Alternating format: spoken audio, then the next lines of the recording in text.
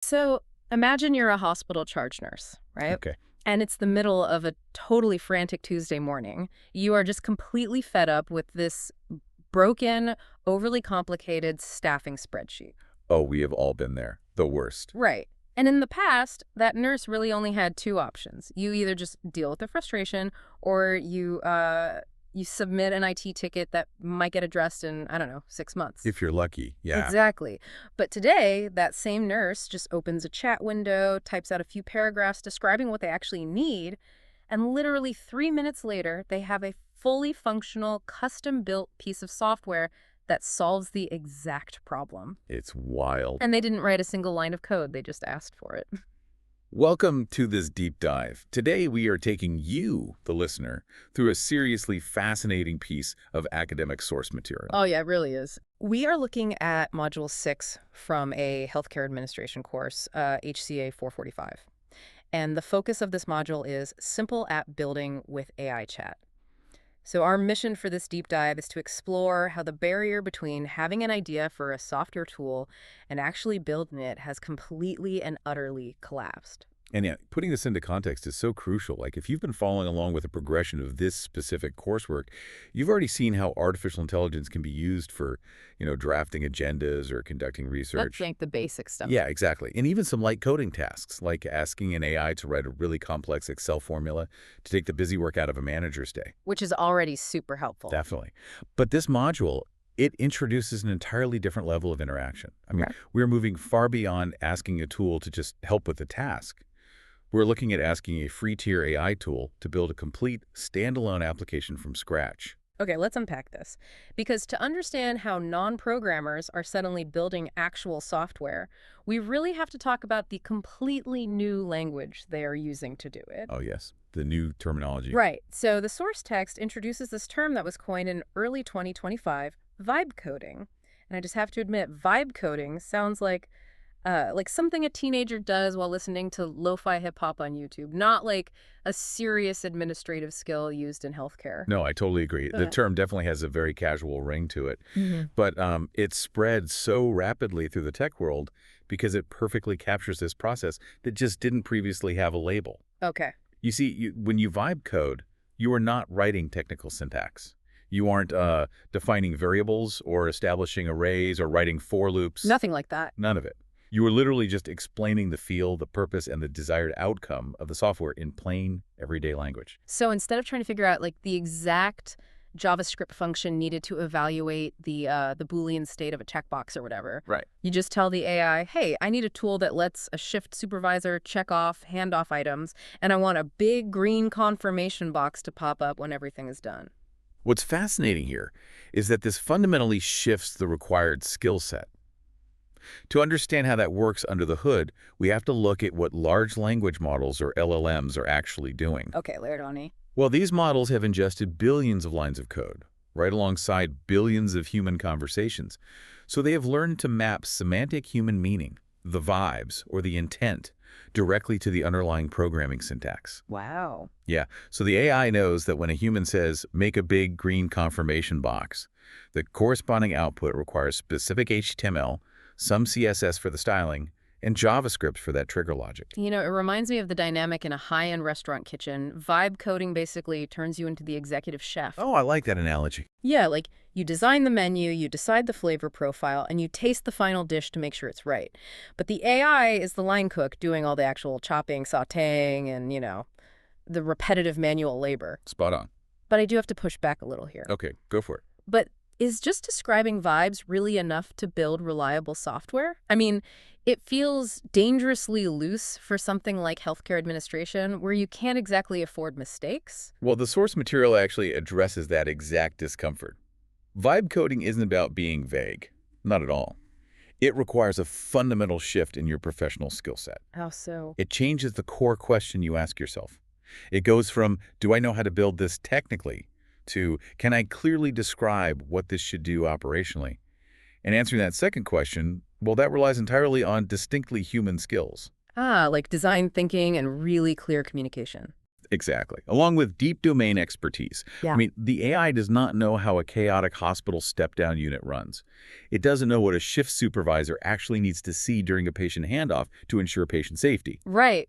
But you do. You do. Vibe coding bridges that gap. The tool writes the code, sure, but you provide the operational requirements, the logic boundaries, and the vital quality control. Okay, that makes sense. So let's say I've vibed my perfect app to the AI. Where does it actually go? What do you mean? Like, is it just spitting out hundreds of lines of code into the chat that I don't even know how to read? Let's talk about the literal, tangible output here. Ah, right. So the AI generates a self-contained functional HTML file. Wait, so I don't need to put this on an app store. It just lives right there on my Well, desktop. that is the beauty of Yeah. it. You don't need an app store. HTML is the universal language that literally every web browser understands. When you use a platform like Claude, for instance, it generates the HTML, the visual layout, the interactive buttons, and the underlying logic all into one single package. And Claude renders this right in the chat window as something it calls an artifact. An artifact. You, Yeah. you type your prompt, hit enter, and seconds later, a literal clickable application sits right there in your interface. And what if I'm using ChatGPT? If you were using ChatGPT, it generates a code block. You just click copy, paste into a blank text document, save it as, I don't know, calculator.html on your desktop, and double-click it. And it just opens. It opens in Chrome or Edge or Safari, and it works immediately. There's no internet connection required to run it, no subscription fees for cloud hosting, and best of all, no submitting a ticket with the IT department so they can install a special software environment for you. I think every IT professional listening just breathed a massive sigh of relief. Oh, for good reason. But we do need to clarify the scope, though, as the text emphasizes. These are not massive enterprise applications. You are not going to vibe code a hospital's next electronic health record system. Oh, sure. So what these tools represent is the modern digital evolution of the paper checklists, the clipboard charts, and those super fragile Excel templates that administrators have been stringing together for decades just to survive their daily workflows. That distinction makes a lot of sense. It's about replacing the sticky notes, not the mainframe. Exactly. But since the output relies entirely on this chat interface, it sounds like the success of the application hinges 100% on the quality of what you ask for. I mean, if you put garbage in, you'll get garbage out, right? Oh, absolutely. Yeah. The quality of the application is a direct mirror of the quality of your description. Mhm. The source text gives a really brilliant breakdown of engineering this request by contrasting a weak prompt with a strong one. Let's hear it. So if you use a weak prompt, say you just go in and type, build me a staffing calculator, well, the AI will build something, but it has to guess your inputs. It has to guess the rules of your specific hospital. It doesn't actually know what constitutes good or bad staffing for your floor. So it might build a completely generic calculator that is mathematically correct, but operationally totally useless. Which brings us to the strong prompt detailed in the textbook. Instead of asking for a generic calculator, you tell the AI exactly what the inputs are. Right, you get specific. Super specific. You write, I need to enter the number of patients on the unit and the number of RNs on shift. You define the calculation. Figure out the nurse-to-patient ratio. And then you provide the specific logic thresholds based on your domain expertise. Here's where it gets really interesting. You give it the exact parameters, like if the Yeah. ratio is 1:4, make the screen green and display adequately staffed. exactly. If it's 1:5 or 1:6, make it yellow for approaching limit. And if it's worse than 1:6, turn the screen red and display understaffed. You've got it. And the textbook example even includes a bonus feature request. Oh, what was that? Asking the AI to calculate the exact number of additional nurses needed to return the floor to that baseline 1:4 ratio. That is so smart. It's like the difference between telling a general contractor, build me a house, versus handing them a meticulously detailed architectural blueprint. That division of labor is the absolute magic of the process. The human provides the operational standards, the hard-won knowledge of safe staffing, and the AI provides the technical execution to make that knowledge interactive. But, even with a phenomenal blueprint, the first version of anything is rarely perfect. Like, I know when I ask AI to draft an email, I usually have to tweak the tone at least once. Oh, sure. So how do we fix a functional software app when we don't actually know how to read the underlying code it just generated? Like, if it's broken, what do I do? You use the exact same conversational process. This is known as the iterative loop.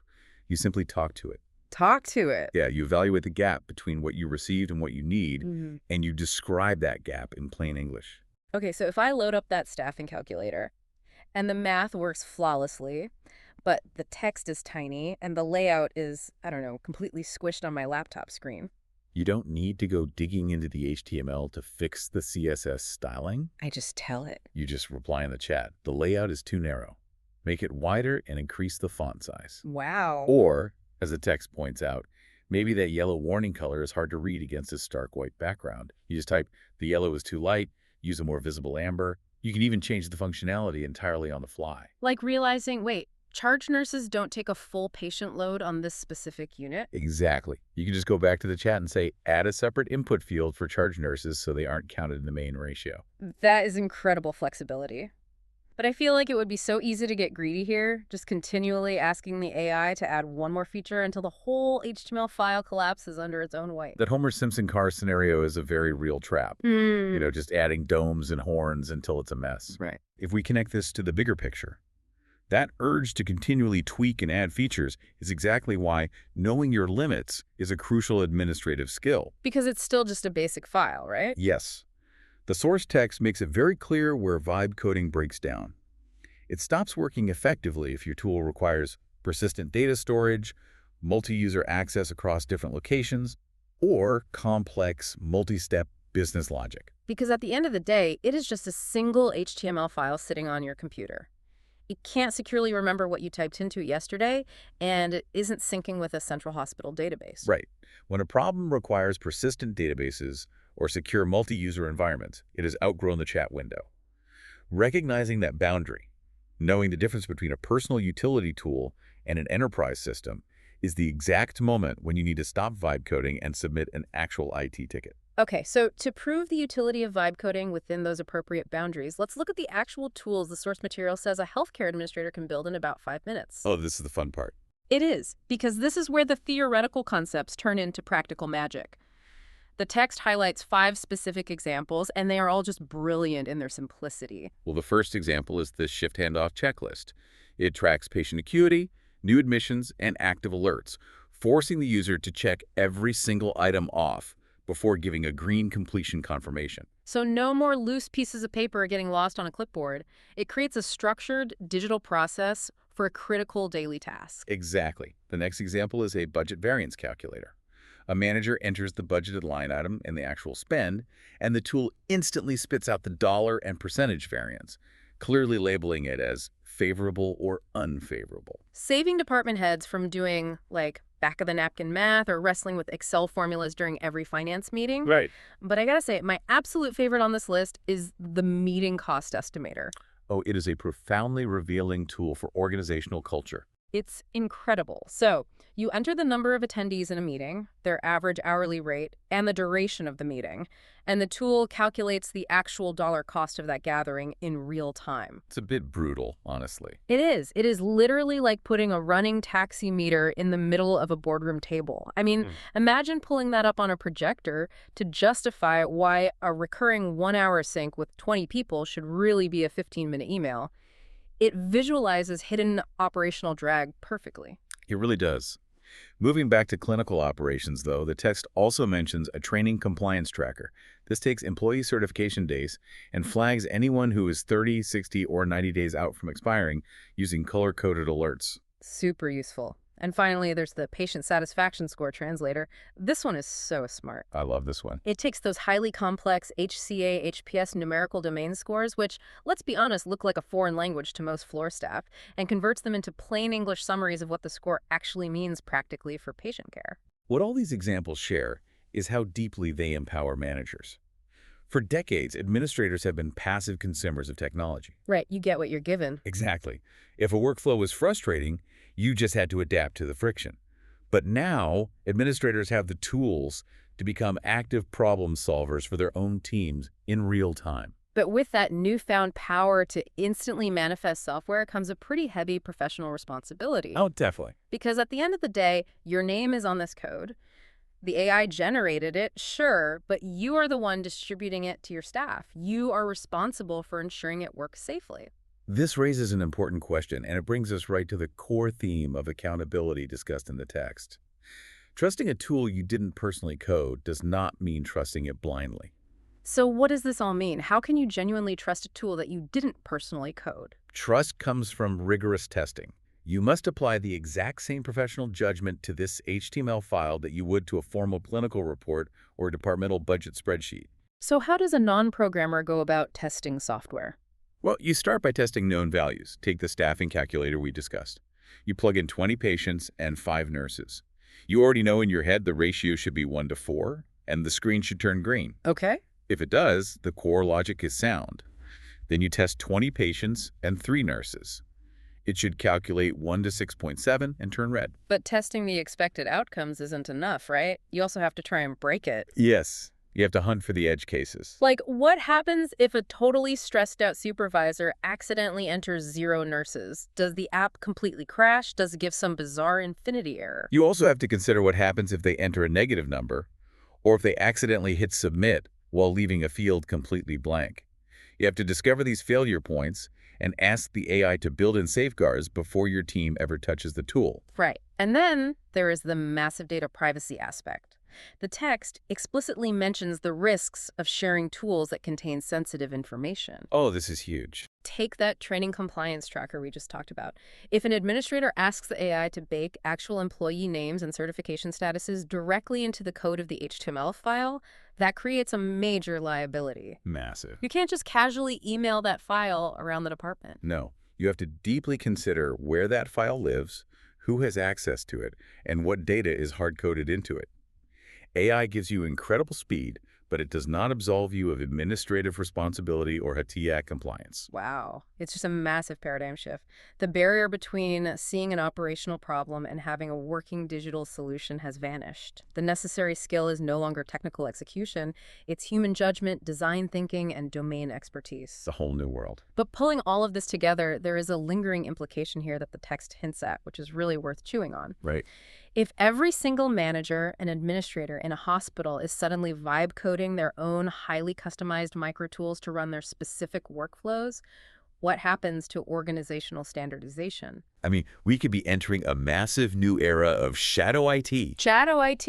Yeah. Imagine a scenario where a hospital step-down unit runs incredibly smoothly for 3 years because a specific charge nurse built a dozen untracked, highly personal, completely idiosyncratic HTML files to manage patient flow.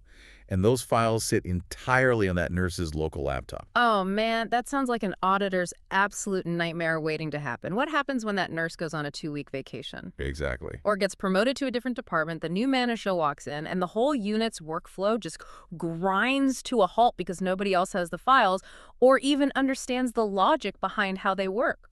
It creates a tremendous individual superpower, but a severe organizational vulnerability if it isn't managed with transparency. Institutions are really going to have to figure out how to audit and catalog these homemade tools without crushing the innovation that created them in the first place. That tension between individual empowerment and organizational control is definitely something to keep an eye on. But for now, the power to build is sitting right on your desktop. We encourage you to look at your own daily friction points, the things you track on sticky notes, the repetitive math you do in your head every morning, and try vibe coding a pop-up tent of your own. Thank you for joining us on this deep dive. Next time you encounter an operational bottleneck, remember, you might not know how to build the skyscraper, but you definitely have the expertise to describe the solution.